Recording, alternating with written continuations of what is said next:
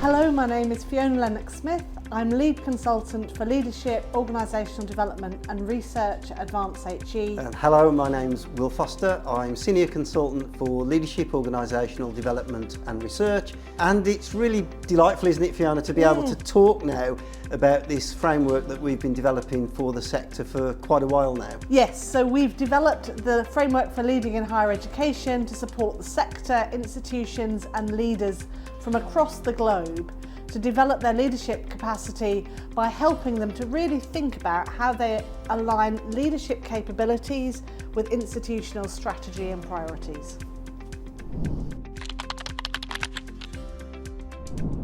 So we created this framework for higher education because the sector's gone from being very stable and quite a traditional environment to something that's much more dynamic, much more complex and much more fast moving, and that's both in the UK and globally.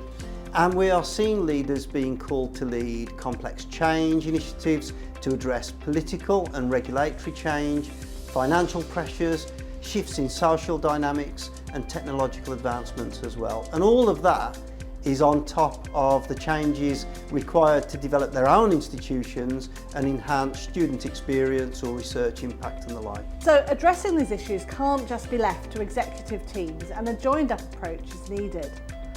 Formal and informal leaders across institutions need to be engaged, developed and supported to align their activity with the mission, values and culture of the institution. And alignment needs to be two-way, so everyone can feel part of the journey and experience that sense of ownership, whether that's building inclusive cultures or understanding the financial imperatives. The story and the way we went about creating the framework for leading in higher education goes back to 2021, when Doug Parkin, who was former Principal Consultant at Advance HE, and a research team led by Professor Richard Watermeyer from the University of Bristol asked a deceptively simple question: what works for leadership in higher education? And this question led to the development of a literature search and then a scoping study which engaged leaders across all levels and functions of the UK and global universities. And this was followed by Advance HE's leadership survey, which we published in 2023. And all of the relevant documentation for that is on our website. After the publication of the report, we convened a steering group of colleagues from the UK, Australia and the Middle East, ably chaired by Ben Calvert, who's the VC at the University of South Wales, and Sean Waring, who's the VC at Middlesex. We started to engage with the sector through a series of roundtables and workshops in the UK, Australasia and the South East and Asia, initially seeking to understand if a framework was wanted, and then to better understand what a framework might be needed for and what the content should be. We also researched and compared leadership frameworks that were available, both general and sector specific. And we had some very clear messages from that, didn't we, Fiona? We absolutely did. So the desire to have a framework was made really clear to us. We were told over and over again how important it was to have something that could elevate leadership as a career path alongside research or teaching or supporting learning. And there was a really clear need for a common understanding and a vocabulary around higher education leadership. It's designed to be used by leaders, aspiring leaders, leadership and organisational developers, and it's designed with a global audience in mind. So taking the perspective that there are many ways to lead in higher education and a multitude of cultures, contexts, structures and types of institution.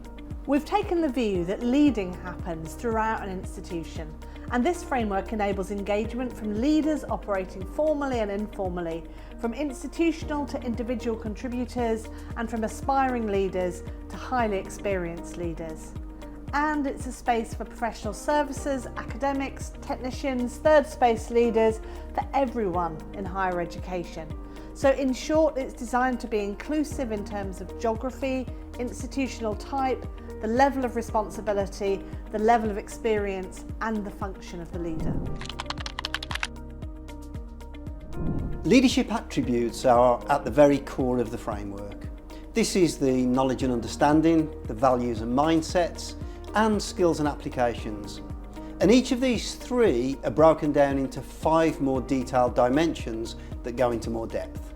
So moving outwards from there, the people, place and practices articulate the context in which the leader is working. So questions like, who are they engaging with? Where are they? And what does this mean for them? And how are things done in their context? You'll notice that the outer ring is blurred, and this is a reminder of the connections between all the different dimensions and elements, from the individual attributes through to what leaders and their institutions are seeking to align with and achieve. In this outer ring we have key elements of university leadership, so taking culture, strategy and vision. This recognises the role of the leader to support, define and operate within the organisational strategy and vision. Now this includes things like purpose and mission, and very importantly how the leader understands and cultivates organisational culture within their institution. And recognising that these elements shape you as a leader as well as being shaped by you. As you lead in your context, as you develop high-performing teams, as you think about people, safe environments, well-being and inclusivity, as well as things like governance and organisational design. And aligned to this is how we achieve the internal measurable outputs of an institution. So these are things like quality and performance metrics, financial sustainability, how we measure our student employability, curriculum quality and relevance, student and staff attraction, retention and progression, our partnerships and collaborations, and research and knowledge exchange. And then we might also consider how that leads to the impact that's generated by the institution on the external world. And this might be through addressing and solving global problems through research, stimulating local growth, how we manage our reputation, creating economic value, developing cultural capital, and ensuring that our graduates have the skills and knowledge that they need to create change and make their own impact on the world. And this might sound very complex, but leadership in higher education is complex. And so that's what we're hoping the framework will help with. So people might ask, am I really supposed to do all of that? No, of course not. Not every leader is supposed to cover everything in the framework. To be clear, this is an all-encompassing framework and not all leaders will be doing all of this all of the time. And as we unpack the very core 3 elements of the framework into their more detailed 5 attributes each, then less experienced leaders are most likely to be engaging with 1 or 2 elements of each, whilst very experienced and senior leaders are likely to be engaging across all 5 of any attribute. And equally on the outer circle, not everyone will be involved in every one of those functions. However, everyone will be directly or indirectly involved in at least some.